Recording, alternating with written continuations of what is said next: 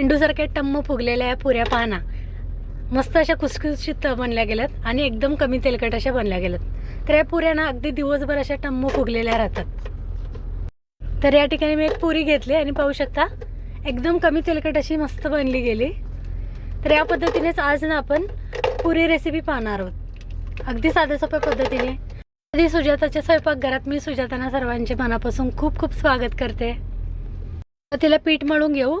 गव्हाचे पीठ 3 वाट्या घेतलंय, त्याच वाटीने 1 वाटी मैदा आणि 1 वाटी बारीक रवा घेतलाय। रवा आणि मैदा ना 1 वाटी ऐवजी अर्धी वाटी घेतला तरी सुद्धा चालणार आहे 3 वाटीला। पण मी ना आज 3 वाटी गव्हाचे पीठ, 1 वाटी बारीक रवा आणि 1 वाटी मैदा घेतलाय। व्यवस्थित मिक्स करून घेऊ। थोडंसं चवीनुसार मीठ सुद्धा घालू आणि लागेल तसं पाणी घालून पीठ व्यवस्थित मिक्स करून मळून घेऊ। तर या पिठामध्ये आपल्याला जवळजवळ 60 पुऱ्या मस्त अशा टम्म फुगलेल्या बनल्या जातात। तर पीठ व्यवस्थित मिक्स केले मी, चवीनुसार मीठ सुद्धा घातलं आणि लागेल तसं पाणी घालून पीठ खूप जास्त घट्ट नाही, सैल नाही असं पीठ मळून घेऊ।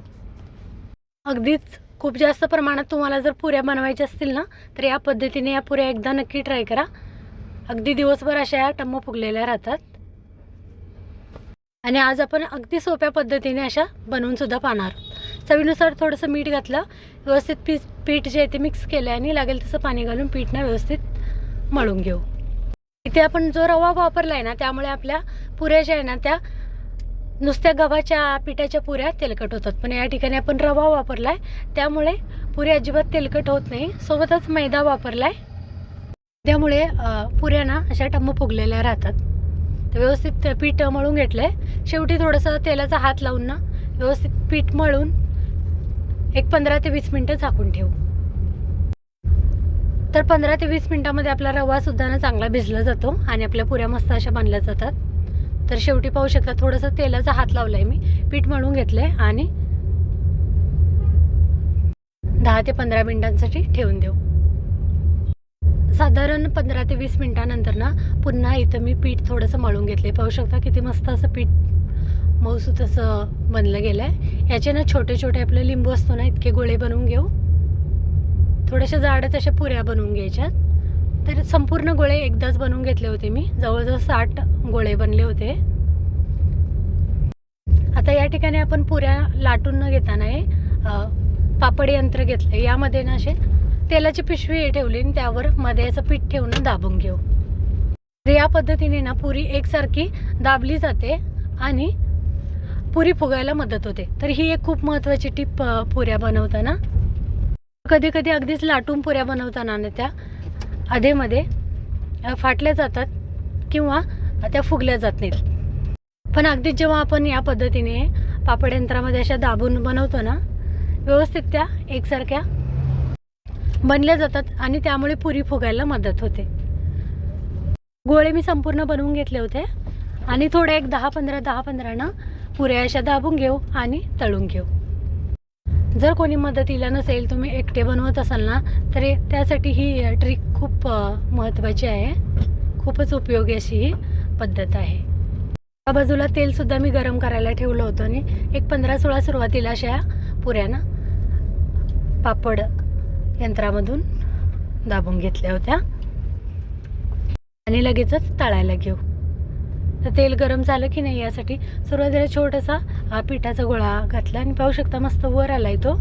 तेल गरम झालंय, आता एक एक पुरी सोडून घेऊ। सुरुवातीलाच 3 पुऱ्या घातल्या होत्या मी। तर अगदीच मोठी कढई असेल ना तर आपण 5-6, 7 ते 8 किंवा अगदीच खूप जास्त प्रमाणात बनवत असाल ना तर अगदी खूप जास्त सुद्धा घालू शकता। खूप जास्त प्रमाणात पुऱ्या बनवण्यासाठी ना ही खूप छान ट्रिक आहे पुऱ्या बनवण्याची, किंवा अगदीच तुमचा छोटा मोठा व्यवसाय असेल तर या पद्धतीने ना एकदा या पुरी भाजी रेसिपी नक्की ट्राय करा। सुरुवातीला 3 काढून घेतल्या मस्त अशा, पाहू शकता मध्यम आचेवर अशा तळून घेतल्यात आणि बाजूला काढून घेऊ। सुरुवातीला 3 आणि नंतर 4 अशा घातल्या होत्या। तर अगदी 10 ते 15 मिनटामध्ये संपूर्ण पुऱ्या ज्या आहेत ना त्या तळून झाल्या होत्या। तयार जे आपण पीठ मळलं होतं ना तर त्या पिठामध्ये साधारण एक 60 पुऱ्या बनल्या होत्या। तर घरगुती आपला काही छोटा मोठा प्रोग्राम असेल किंवा खूप जास्त प्रमाणात जेव्हा पुऱ्या बनवायच्या असतील ना, तर या पद्धतीने ही पुरी रेसिपी एकदा नक्की ट्राय करा. त्याच्या 3 पुऱ्या टम्म फुगल्या गेल्यात आणि मी काढून घेते. पाहू शकता एकदम कमी तेलकट अशा बनल्या जातात. तर या ठिकाणी मी पेपरवर अशा काढून घेते, म्हणजे तेल वगैरे असेल ना तरीसुद्धा ते गळून जाईल. चेंडूसारखे टम्म अशा या पुऱ्या संपूर्ण फुगल्या गेल्या होत्या. तर नंतर एक 4-4 अशा घातल्या होत्या. त्याच पद्धतीने संपूर्ण पुऱ्यांना मी तळून घेतल्या होत्या. अगदीच कोणी मदतीला नसेल ना तरीसुद्धा सुरुवातीला भाजी बनवून नंतर या पद्धतीने आपण या गरम गरम पुऱ्या काढून घेऊ शकतो.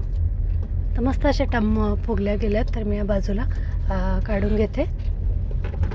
तर या पुऱ्या ना अशाच्या अशा दिवसभर फुगलेल्या राहतात आणि एकदम कमी तेलकट अशा खुसखुशीत बनल्या जातात. कलरसुद्धा पाहू शकता किती सुंदर असा रंग आला आहे पुऱ्यांना. या पद्धतीनेच या ठिकाणी मी संपूर्ण पुऱ्या तळून घेतल्यात. आपल्या तयार मिश्रणामध्ये जवळजवळ 60 मीडियम साईजच्या अशा चेंडूसारख्या टम्म फुगलेल्या पुऱ्या बनून तयार झाल्यात. अगदी सुरुवातीच्या आपल्या पहिल्या पुरीपासून ते शेवटची पुरी संपूर्ण पुऱ्या पाहू शकता मस्त अशा फुगल्या गेल्यात, एकसारख्या रंगावर तळल्या गेल्यात आणि एकदम खुसखुशीत पाहू शकता, जरासुद्धा तेल नाही अशा बनल्या गेल्यात. ही पुरी रेसिपी तुम्हाला कशी वाटली? व्हिडिओ आवडला ना तर व्हिडिओ खाली एक लाईक नक्की करा. चॅनलवर नवीन असाल, सुजाता किचन मेनू जे आपल्या चॅनलला अजून सबस्क्राईब केलं नसेल ना तर सबस्क्राईबसुद्धा नक्कीच करा.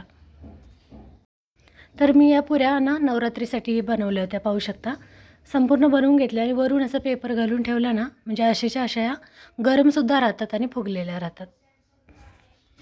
मी सुद्धा या पद्धतीने एकदा टम्म फुगलेल्या पुऱ्या नक्की ट्राय करा. तर पुन्हा भेटूया मस्त अशा नवीन रेसिपीसोबत. धन्यवाद.